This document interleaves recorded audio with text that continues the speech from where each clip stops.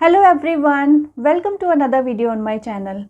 My name is Rajni and in this video I am going to talk about all the mistakes that I have made while learning English. If I could start my English learning journey all over again, there are a lot of things that I would do differently. Over years of learning English, I have learnt a handful of lessons that I truly wish I knew earlier. So in today's video, I am going to share with you 5 lessons that I have learned from my own experiences. Watch this video till the end and don't forget to like, share and subscribe to the channel so that you don't miss any of my new video lesson. So without any further delay, let's get started. My first lesson is thinking in English is utmost important.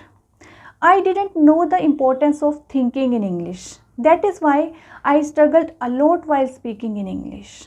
Whenever I tried to speak this language, there was a lot of translation going on into my head.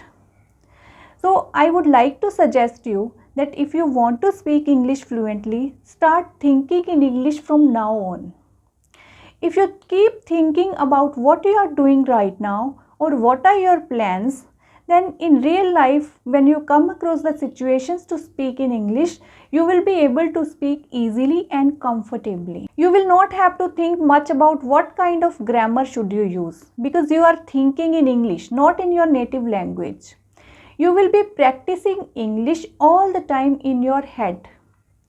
By thinking in English, you will find yourself more confident when you actually have to speak English in your real life. There are 3 fantastic ways. Using them, you can start thinking in English right away.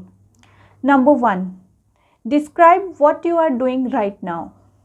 Whatever you are doing throughout the day, you will be describing it in English. For example, I am preparing the tea. I am wearing black today.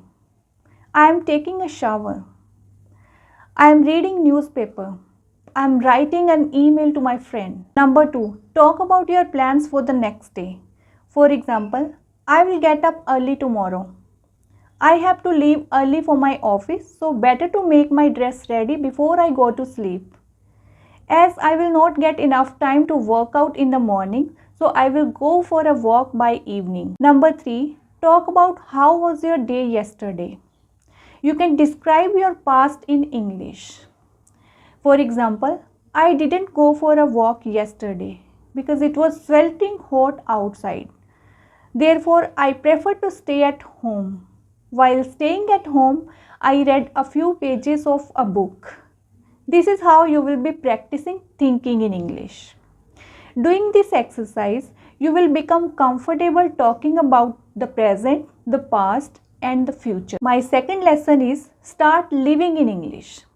During my English learning journey, I had made a routine of studying English for 1 hour every day. In the beginning, I was completely satisfied with my routine. I was happy that I study English for 1 hour every day and very soon I will become fluent English speaker. But even after studying for several months, I could not see any major improvement in my speaking skills. I was disappointed that even after working hard, I could not get the desired result. Then I started living in English. I tried all the possible ways to surround myself with English. Then I wouldn't just study English for 1 hour and leave it there completely. I started watching English movies.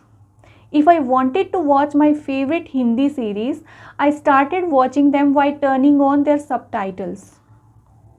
If I wanted to read a book, I would read them in English. Instead of reading Hindi newspaper, I started reading English newspaper. I incorporated English in my life so much so that it became an essential part of my routine. If you don't like reading, you can do whatever you enjoy doing. If you enjoy reading comic books, you can go for that. If you enjoy listening podcasts, you can do that as well. But you need to be consistent. Consistency is the key when it comes to learning a language. Now coming to my third lesson. Focus on output along with input. The moment I decided to learn English, I started reading English books. I started reading English newspaper, but still I could not get the desired result. I was able to understand everything, but unable to speak. Then I realized that I was focusing more on input. That is why I was able to understand everything, but when it came to speaking, I would become speechless. See, there are basically two systems, input and output. When we read or listen the content, it means we are taking the input. And when we write or speak something, it means we are producing the output. When we start learning English, we pay all our attention to studying English. We go and buy some sort of books and keep studying them. Sometimes we spend our time for listening activities. And we suspect now we have the knowledge to speak in English. I also did the same. But even after studying for several months, I was unable to speak it. So what I wish someone had told me before, that output is equally important as input.